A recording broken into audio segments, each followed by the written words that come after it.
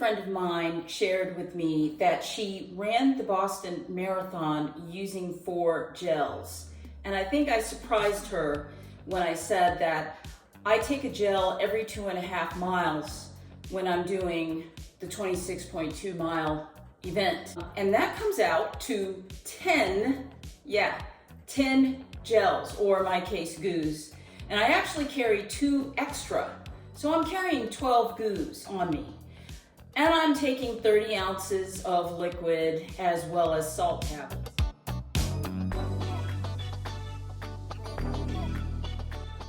If you want to know how I do that, watch this video.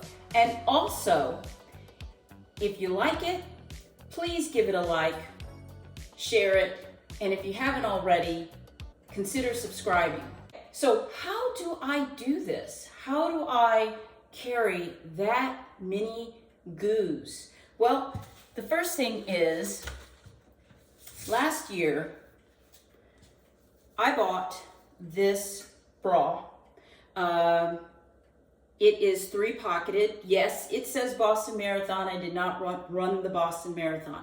I got this bra on Amazon, not for the Boston insignia, but because I wanted a 3-pocketed bra. And I found it actually kind of difficult to locate one of these. In fact, this is a little bit too small for me, but it was what I could find that was available in a crunch.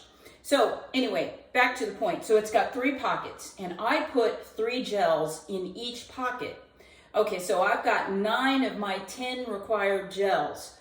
Right up front, I carry in the front of the pocket, so I know exactly what I'm taking. I carry a non-caffeinated gel. So 1 non-caffeinated gel here, in the middle, and on this side, in the very front. And then in the back of those gels, I carry my caffeinated gels, so that I know when I get to mile 10, that I'm taking the gel that I need. Now, when I ran the Chicago Marathon in 2024, I started taking my caffeinated gels at mile 12.5, and I switched that up for my latest marathon in March, taking the caffeine at mile 10. So whether that helped me, I don't know. I did run faster in the March marathon, but back to the point. So that's what I do. And I also carry in one of the pockets, or at least one of the pockets, my electrolyte tabs. So again, I know exactly which pocket it is when I'm ready to pull this thing out. I take 2 tablets every 30 minutes for all the way through the race. I make sure that the bag is already open like this, and then I have it folded over and in the pocket. And I do that because I've found in training that sometimes it can be difficult to try to get this thing open. And the last thing that you want is to be out in an actual marathon needing your salt tablets or salt chews and not being able to open it and then start to be focused on that when you really just need to get it in at a very specific time and keep going. Now, that being said, so I'll carry like 1 of these in one pocket, 1 in another pocket. So back to the goos. That still only leaves me with 9 goos, and if I'm carrying 12 goos, where do the other goos go? Well, I have done things in the past like pin goos to my pockets, pin goos to my shorts. And, depending on the short, I've sometimes also worn the goo inside the short. So just to give you a quick example, this is my my marathon shorts from 2023, which were wonderful because they have these 3 large pockets that are very easy to access.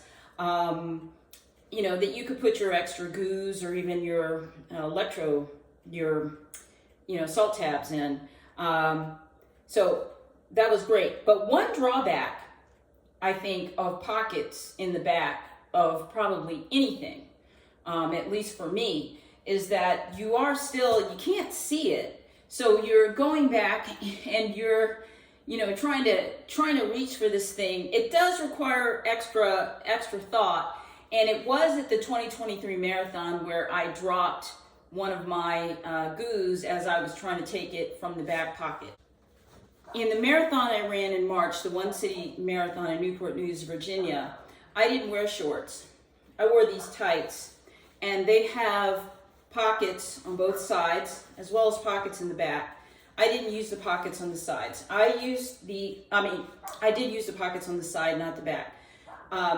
I put my extra goos and I put my electrolyte tablets or my salt tablets in those pockets.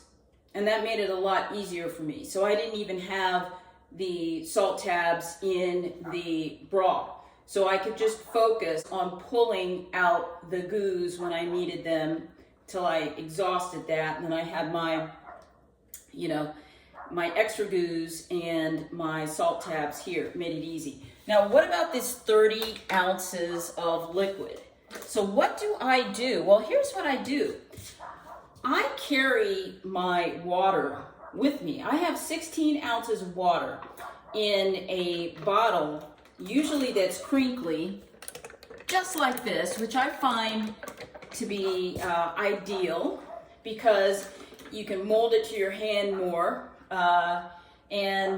So I have that, and I also carry this Hydro Pack. This is what they call it by Nathan. It's this bottle that you can kind of, you can actually crumple it almost, and it's got a strap on it. I use this Nathan, I put the water in, mix it up, and then I use this strap, which comes with the bottle, and I put it on my arm, and I carry it in the back and tighten it up so I can do the best that I can for it not to slip. It sometimes does slip, but I keep focused on keeping it up there. And I carry this. So here I'm going. I've got all these goos. Let's say it's One City Marathon. I've got my tights on, got my extra goos, and, salt tabs here in the side pockets, and I got my water. Here's the thing.